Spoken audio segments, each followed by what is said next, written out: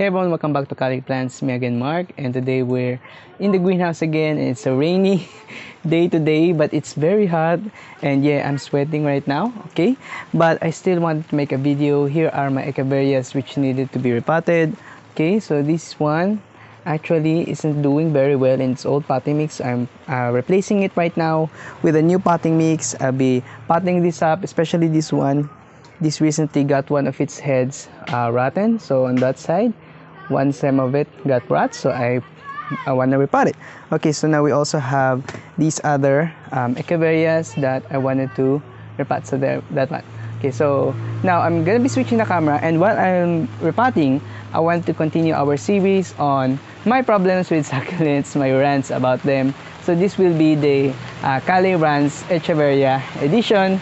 So I prepared something about 3 things that I don't like about Echeverias, and hopefully this will give you an idea if you're planning to buy a lot of them, so that you can be wary of the challenges when it comes to growing these plants. So these little small succulents.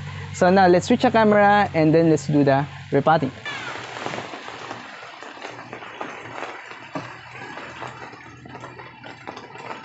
So we're gonna start with this one, and this one has been planted in a clay pot and it's shrunken down in size. A lot of the leaves really died on this one. I think this is a Magsaysay Zaragoza. So I'll just remove the old potting mix that I have here. Okay, so we got quite a root mass on that, but I'm no longer liking the palmis on this one. It's very fine, and I think it's holding back the plant from going, and I wanted to add more nutrients to its old soil, which is kind of sandy already, doesn't have nutrients anymore. I hope you can hear me through the rain. So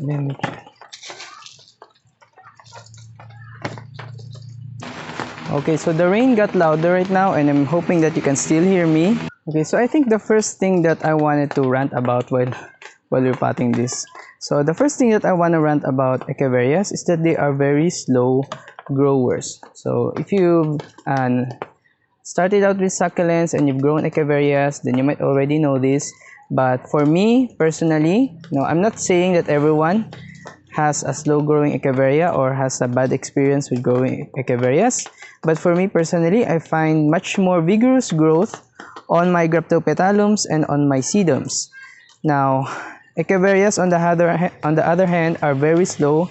I have a few Echeverias here that I managed to grow into a big size, but it took a very long time, and I believe that they're still not the full potential of the plants. So I don't know if it's just the climate that we have here in the Philippines, if they're not really suited to our climate, if they might like colder climate. But for me personally, I haven't managed to grow my Echeverias into these really large sizes. Probably also because I was experimenting with my potting mix a lot, and the old potting mixes I had isn't doing great for them.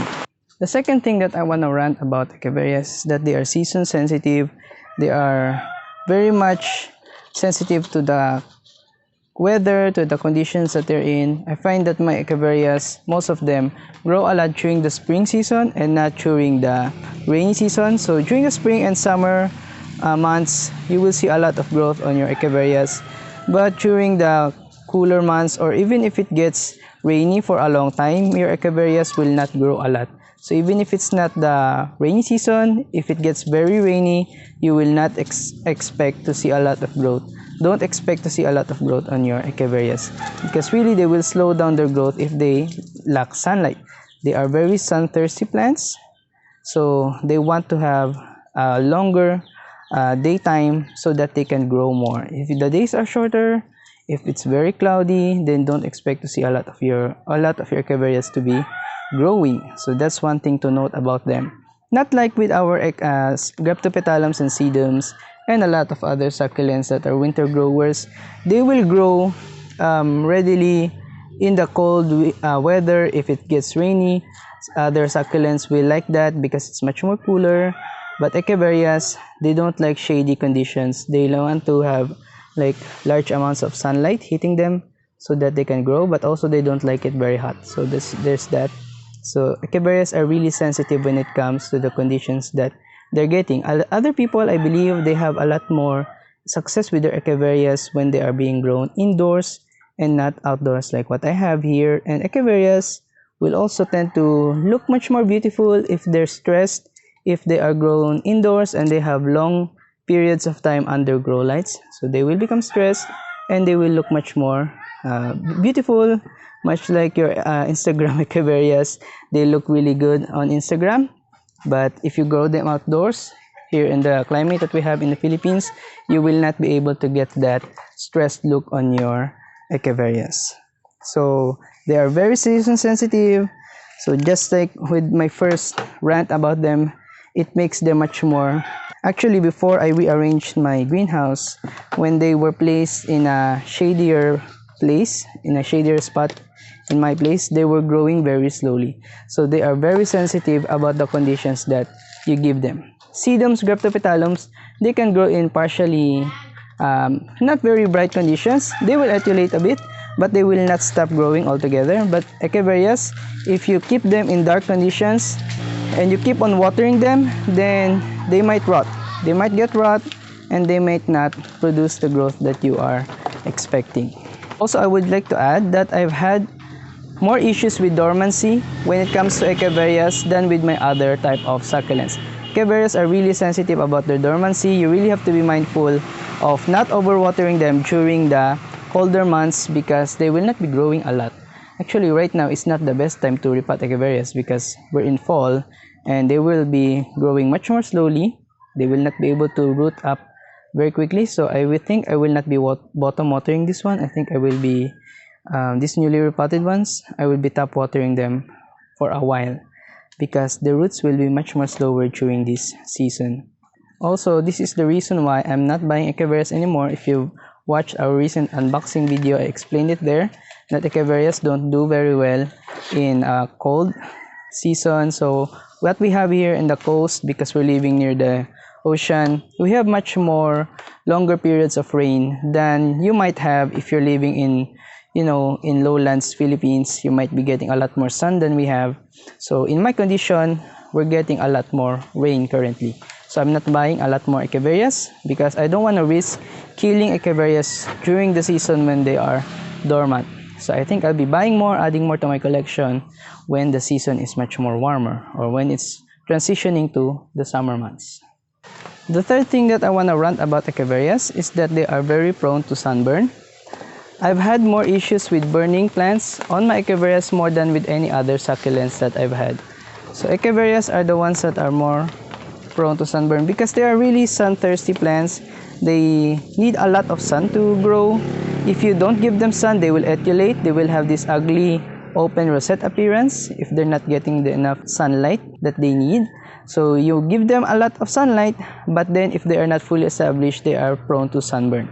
A lot of other succulents which have rounded leaves will be much more tolerable of highlight conditions because the round leaves actually makes light reflect away from them. But Echeverias, usually they have these flat leaves, and these flat surfaces on Echeverias are much more prone to getting sunburn. So if you're not, if you're growing succulents outdoors in blazing hot sun, you might really expect your Echeverias to burn if you don't give them enough protection.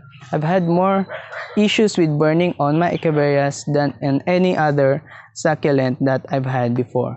So that is one thing that you should be wary of when it comes to growing Echeverias. Okay, so here they are, and here are the Echeverias that we recently planted. Okay, I already finished them. So this is our Chihuahuayensis. It was doing very well, but this is the best Chihuahuayensis that I have here. My other Chihuahuayensis also died recently, probably because of the Repotting mix that I've had. This is Echeveria Starlight. This is Agavoides hybrid, and I took a long time repotting this one because it was getting infested by mealybugs, so I had to clean it up. But I think that I also will be adding some Starkle G into its potting mix just to make sure that the mealybug problem will not elevate, so we won't have much more problems anymore. I will be adding a pesticide on that one. This is my Magsaysay Zaragoza, I believe that's the right name for it.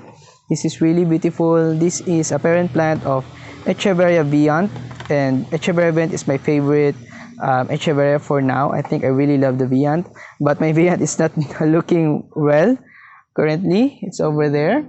Okay, so this is the parent plant, the Echeveria Magsaysay Zaragoza. It's got these narrow leaves. Okay, it's feeling really plump actually, so I think I can leave this dry for a little longer, and because it's raining, I don't think that I need to water them anytime soon. This is Echeveria Simulants Ascension. I've had this plant for a very long time, and it hasn't produced a lot of growth for me. A lot of its lower leaves had died out, so I wanted to repot it, and now I think that it might grow a little more in this new potting mix that it has. For the bigger ones, we have this Echeveria green one. I think I forgot the name. It's Momoka. It's that non-variegated version of the Momoka, and you can see that the leaves here have closed up really nicely. It's looking like a rose. It's looking like a cabbage, but it's not a rose cabbage, but it's a really nice rounded Echeveria that grows tall. I think it's one of the Gibiflora hybrids. Probably it has a hybrid parent in its lineage, so I think that I wanted to plant this up in a bigger container because I wanted to let it grow to its bigger size. And this one already has a bulb underneath it right there. Okay, we also have this other unknown Echeveria that I've been calling Momoka, but you can see that the rosette is very different on that one. You can see it's really beautiful. It's got this lime yellow green colored leaves, and it looks like it's glowing on the camera. Okay, it's really beautiful. I believe I would say that this might be related to Echeveria luella if it's not Echeveria luella on itself.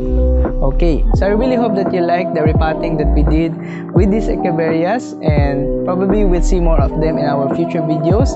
So please make sure to hit subscribe. I will be posting new content soon. I will be featuring our newly bought succulents. Actually, I think I'll be repotting them after shooting this video, and I will be featuring them soon. But yeah, if you have any questions or if you have any comments regarding what we did here, or if you have any problems with your succulents, please make sure to comment it down. I will try to make a video on that soon to answer your questions. And I think that's about it for this video, guys. I will see you on the next one. Bye bye.